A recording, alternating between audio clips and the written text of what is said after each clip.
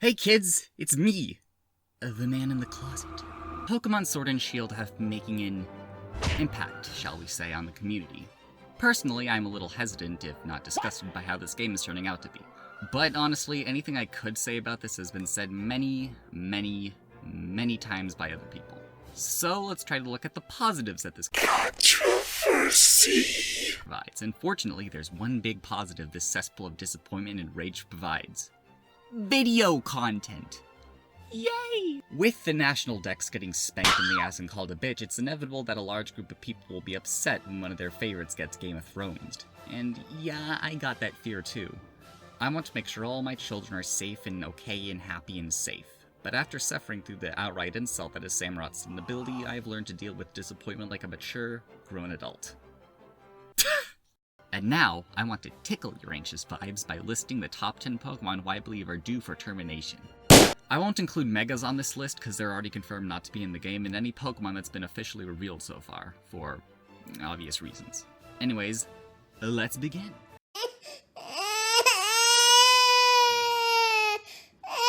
Now, I know this may come across as controversial some, but I really don't like mythical Pokemon that much. It's not that their designs are bad, hell, I love Magearna and Mew. It's just that they're barely ever available to get attached to them because they're primarily restricted to events. This is why I don't think we'll have many returning Mythicals. I can see some for events interspersed around the Sword and Shield lifetime, but honestly, Mythicals just feel like a waste of deck space, and while I do know they're incredibly popular, especially in Japan, I don't think most are going to make the cut. I mean, they're cool, and the scarcity might play into the novelty factor, but I'd rather a Pokemon I actually get to know in-game rather than be gifted from a random event. Hell, they don't even do the cool interactive events anymore, which made them a hell of a lot more memorable than, hey, here's your rejected Digimon, okay, bye. And honestly, some of these designs look... I know Volcane has super cool lore and all, but it just looks so bad. A Hoopa exists? What? Manaphy's just a blue blob that looks nothing like the actually fascinating sea angel it's based on. And why does Fiona even... Why?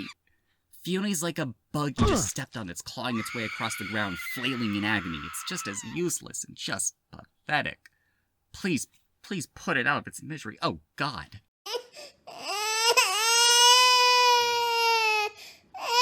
Gen 5 is one of the best Pokemon generations ever. Fuck you, don't at me. This game has so much that's amazing. Except these three things. These beautiful, ugly train wrecks that I just hate so much. While I can see the incarnate forms of the nature trio returning somewhat, the Therian forms, I don't. The Therian forms are the admittedly cooler versions of these.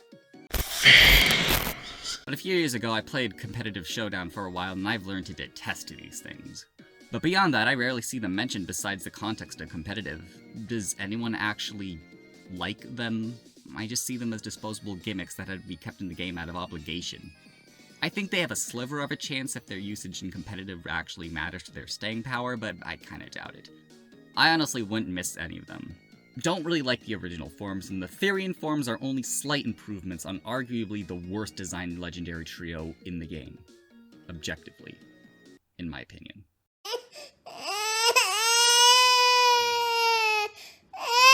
Oricorio, or Korokoro. This bird thing was yet another one of those single-stage gimmick Pokemon. You know the ones like Shuckle, or Chatot, or Furfrou. Pokemon that I don't think were ever intended to be good, seeing how garbage their stats are.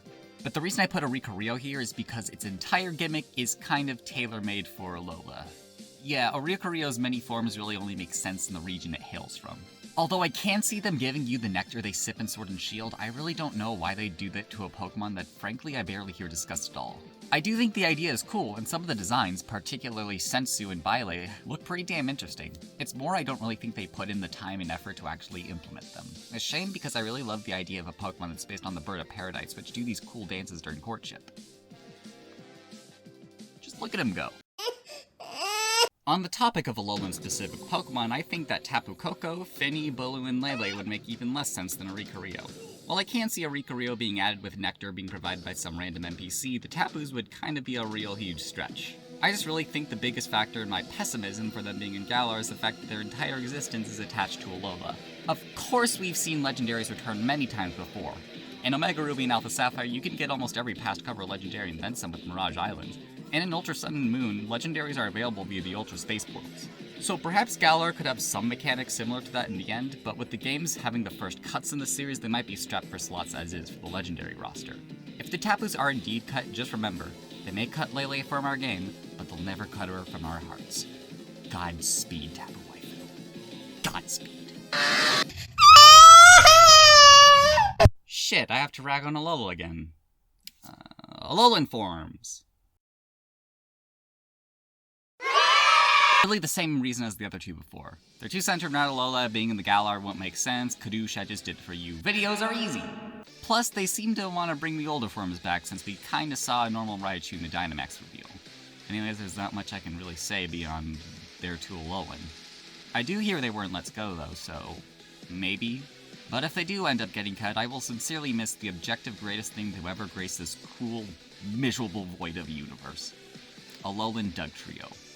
Boy looks like the love child between Fabio, Armin Arlert, and Jaime Lannister. Number 5, guess who it is? Solgaleo and Lunala. No, they're actually normal Pokemon for once. Not a broad dismissal of an entire group this time, no. Cherubi and Shrim, I feel, are not looking all that likely for Galar. For one, they're basically Pokedex fluff. I've never seen many trainers actually use any of them, and they certainly don't do anything interesting in-game. Okay, it does do it does do something interesting, just not interesting, you know? No, okay, good. The gimmick is that Chirim goes from clinically depressed to high on fucking MDMA because of the sun! Well, this makes me jealous of Chirim for not having to rely on expensive dealers. It's also kind of useless because it doesn't change anything except boost the special defense and attack of the Pokemon. Not the speed or even the special attack, but the special defense and attack. On a Pokemon who would much rather use its marginally less abysmal special attack stat rather than its attack stat that is surpassed by unknown. You smell that? That's S-rank OU material right there, I'm telling yous! Also, the two have never been available in the main story of a Pokemon game since Diamond, Pearl, and Platinum, the generation they debut in.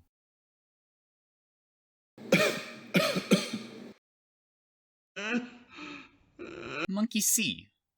Monkey do. But they do not get people to like them very much.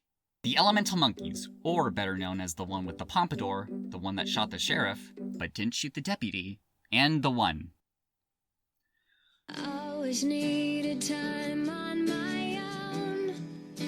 I never thought I don't hate the Elemental Monkeys. I don't like them, but I don't hate them. However, my personal opinion sadly doesn't change the world, as entitled as I am to execute authority over those with lesser views.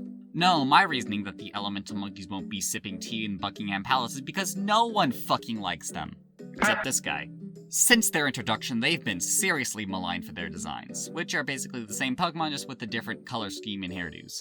I mean, people like the Lake Trio, somehow, but it seems this similarity was way too much for people. And while Vanillix was also hated, probably more vocally than the wise ones over here, it's also in the Galar decks.